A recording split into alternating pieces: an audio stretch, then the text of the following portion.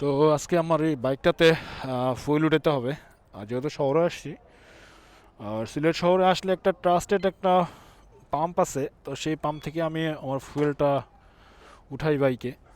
কারণ আমরা জানি যে বাংলাদেশের যে অবস্থা ফুয়েলের, সব জায়গা থেকে আসলে ট্রাস্টেড ওরকম ফুয়েল পাম্প নাই।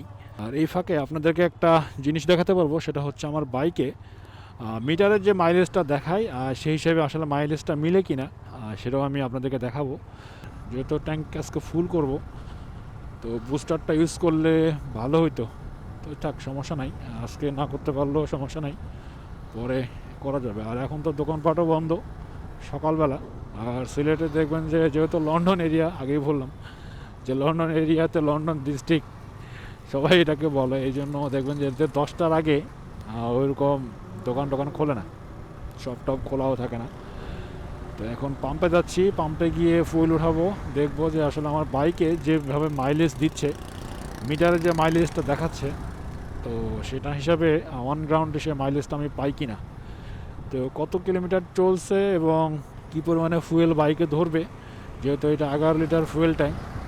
তো সেই হিসাবে কত লিটার বাইকে ফুয়েল আছে সেটা হিসাব করে আমি একটা মাইলেজ আমি আপনাদেরকে জানাবো যে R15V3 ইন্দ্র ভার্সনে মাইলেজটা আসলে কেমন দেয়। যেহেতু অন্যান্য 150 সিসি বাইকের মাইলেজ হিসেবে যদি আমি R15-এর মাইলেজটা একটু বেশি পাই, এটা আসলে একটা অবিশ্বাস্য একটা জিনিস।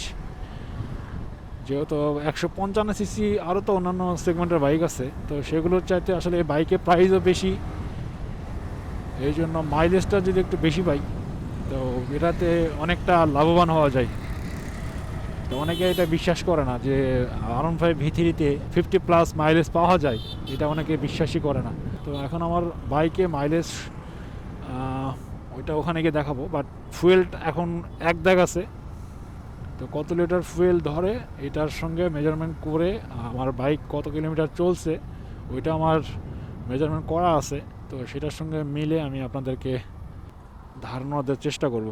তো এটা হচ্ছে সুবাহানীঘাট, বিভিন্ন প্রান্ত থেকে এখানে কাঁচামাল আসে, তো এই আড়ত থেকে খুচরা ব্যবসায়ী যারা আছে তারা এখান থেকে নিয়ে যায়। এই যে ভ্যানে করে বিক্রি করতেছে, কিন্তু শাকসবজির দামটা আসলে কমে না, কারণ সিলেটের অত্যাধিক দাম। একজন চাকরিজীবী হইতে গেলে ভাই সিলেটে যদি জব করেন, তাহলে সিলেটে আসলে সেরকম মধ্যবিত্ত ফ্যামিলি হইলে চলাটা খুব টাফ হয়ে যায়। তো এইটা হচ্ছে ফিলিং স্টেশন, এটা রোজ ভিউ।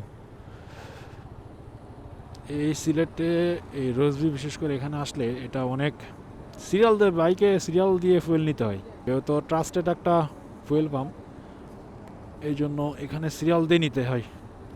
ফুয়েলটা ভালো, এর আগেও আমি বেশ কয়েকবার এখান থেকেই নেওয়া হয়েছিল আমার।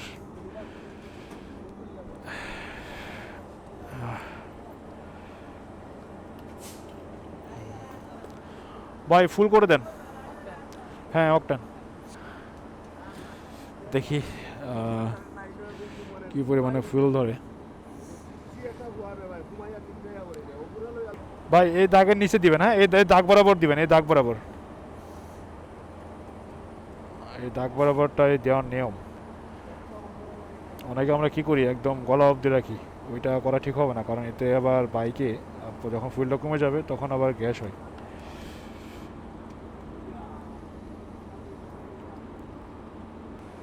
হয়েছে হয়েছে, 8.80। এটাই হচ্ছে বাইকের একদম ফুল মেজারমেন্ট। কত আসছে ভাই? 1100 না? 8.80।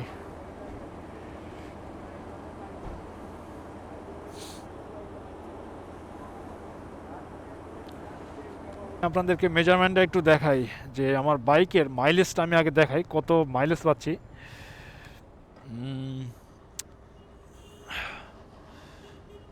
আমার বাইকের মাইলেজটা দিচ্ছে কত আমি দেখাই, 53.4 পার লিটার। এই যে দেখছেন, 53.4 পার লিটার। তো এখন বাইকটা আমার চলছে কত,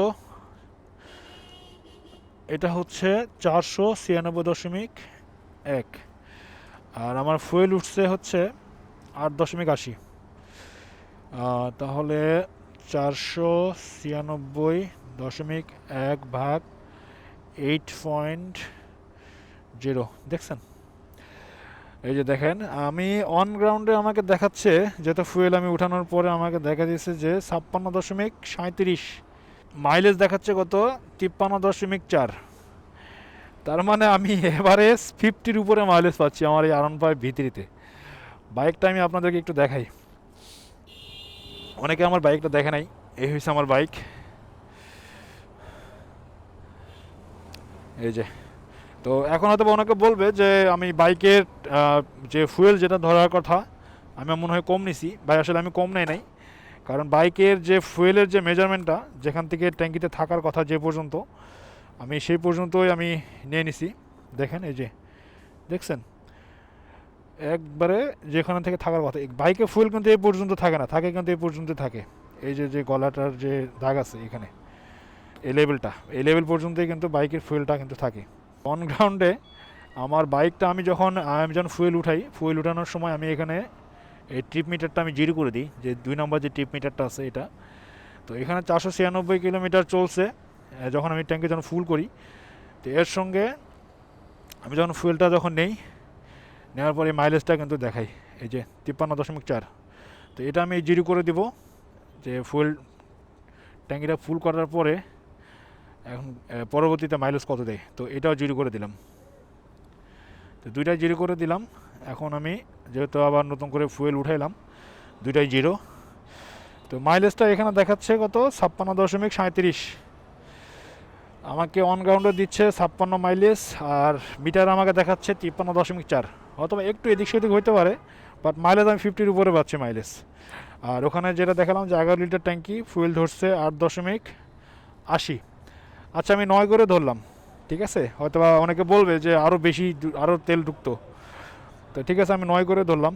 9 করে ধরলেও কত আসে দেখি, 9 করে ধরলেও দেখেন 55 আসে, 11 লিটার ট্যাঙ্কি। তো আরও যদি ধরি আমি 9.5, তাও তো 52 মাইলেজ আছে। আমি প্রায় আরও 1 লিটারের মতো বেশি ধরলাম, যে ঠিক আছে আরও 1 লিটার ধরবে, বাট এখানে 1 লিটার ধরবে না, আপনারা দেখলেনি, ঠিক আছে। তো সেই হিসাবে আমি আমার ধরছে হচ্ছে 8.80 যদি ধরি তাহলে 56 মাইলেজ পাচ্ছি। আর আপনাদের ডাউটের জন্য আমি বললাম যদি 9 করে ধরি তাহলে আমি 55 মাইলেজ, মানে 55 এভারেজ আমি পাচ্ছি। তো মিটারের দ্বারা দেখাচ্ছে ওখান থেকে এদিক সেদিক একটু হইতে পারে, 2-1 কিলোমিটার হয়তো এদিক সেদিক হইতে পারে, এই আর কি। তো ইন্দো ভার্সন বাইকের মাইলেজটা আসলে তুলনামূলক ইন্ডিয়ান ভার্সন যেটা আছে R15 তার থেকে অনেক ভালো মাইলেজ দেয়। আর যেহেতু V3 এখন চাহিদাটা এখনও আগের মতোই আছে, আরও বেশি হয়েছে, বাট প্রাইজের জন্য V3টা এখন অনেকে নিতে পারতেছে না। আর যেহেতু এটার প্রোডাকশন আপাতত বন্ধ, ইন্ডিয়ান ভার্সনের প্রোডাকশন আপাতত চালু আছে, বাট এটার প্রাইসটা অনেক হাই, আগে যে প্রাইস ছিল তার থেকে অনেক হাই।